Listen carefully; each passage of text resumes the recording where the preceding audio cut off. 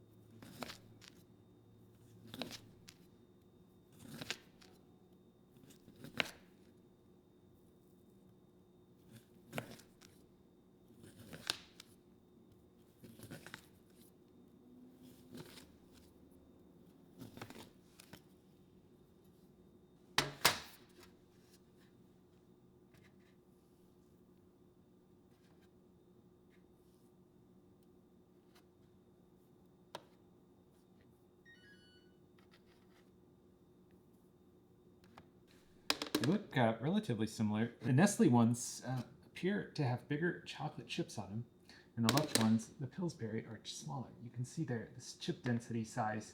Nestle's bigger, Pillsbury's smaller. Anyways, oven's hot. Let's bake these up real quick.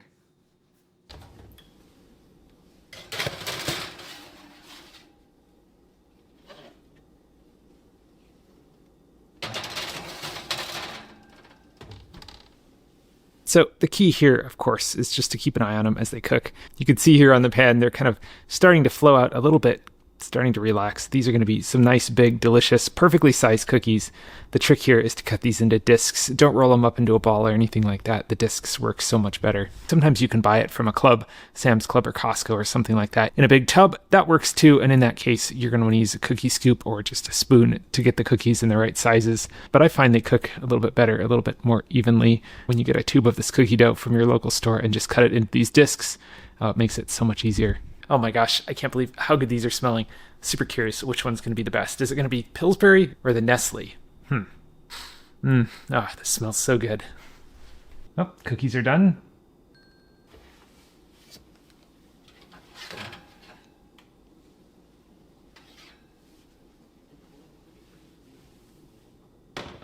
Okay, now this is what I was talking about. See how they're just ever so slightly brown on the edges of them?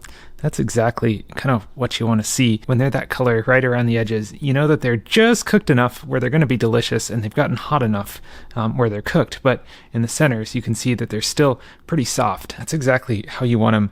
So you have that perfect, delicious, chewy, soft, gooey texture that is so good with fresh baked cookies. So here on the left, we have the Nestle ones, and here on the right are the Pillsbury ones. They look pretty similar. The Pillsbury ones have actually stayed a little bit more intact. They didn't spread out quite as much. And the Nestle ones that you can see have got a little bit thinner of a profile to them, and they've kind of spread out a little bit more on the pan as they've cooked, which is kind of interesting. Anyways, I'm not sure if that matters at all or not, because I still have to taste test these things. So I'm going to let them sit here, cool off, and finish cooking. They're still on a hot sheet, so they're going to finish solidifying, kind of firming up as they cool down for about the next 20 minutes or so. And then I'm going to come back and give each one of these a taste test. Oh my gosh, these look so good. I can't wait to share. It's been about half an hour since I first put these on the pan, and oh my gosh, they look so good. So you can see here what I was talking about with that perfect golden brown edge. Yeah, they just look absolutely delicious. Oh my gosh, grab your favorite cookie spatula and let's get to work here. Oh my gosh, these look so good. Let me grab this one here. I wish I could share this with you guys. Okay, so that's the Pillsbury variant. And then of course next, here we have the Nestle cookies. Yeah, oh my gosh. Oh. You can see here on the Nestle's, the chocolate chips are just a little bit larger. And of course, no cookie should be without a glass of milk. Okay, starting off first here, we're gonna try the Pillsbury cookie. Just look at how soft and delicious that is. Oh my gosh, just break off a piece of that. I've been smelling for the last half an hour. Honestly, I'm kind of surprised nobody's come knocking at the door wanting to try some.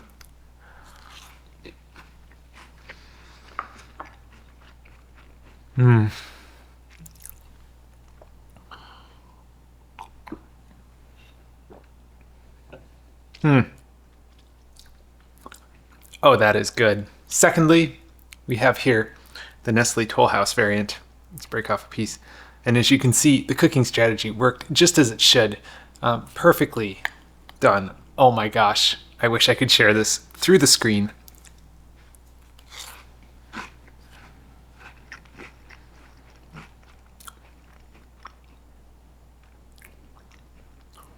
Wow, they're so similar, but yet so vastly different.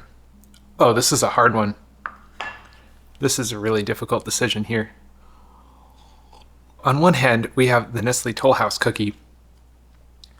Not quite as sweet. The chocolate tastes a little bit darker, maybe a little bit saltier, but I'm picking up a very strong undertone of vanilla in the Nestle one. That's very interesting. Chocolate is darker in the Nestle one. It tastes stronger, if that's a way to put it.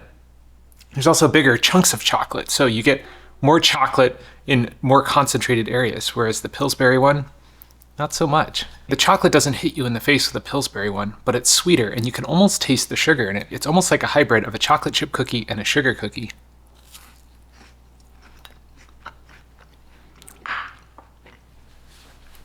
And you know, dare I say it, I'm gonna give the win to the Pillsbury one. Oh my gosh, that is so delicious. But this is all highly subjective. What do you think? Drop a comment down below. Did you know you could slice these tubes into discs about a ½ inch thick to get perfectly sized cookies like this? Well, anyways, I hope you enjoyed this delicious video. Thank you so much for watching, and I'll catch you in the next one.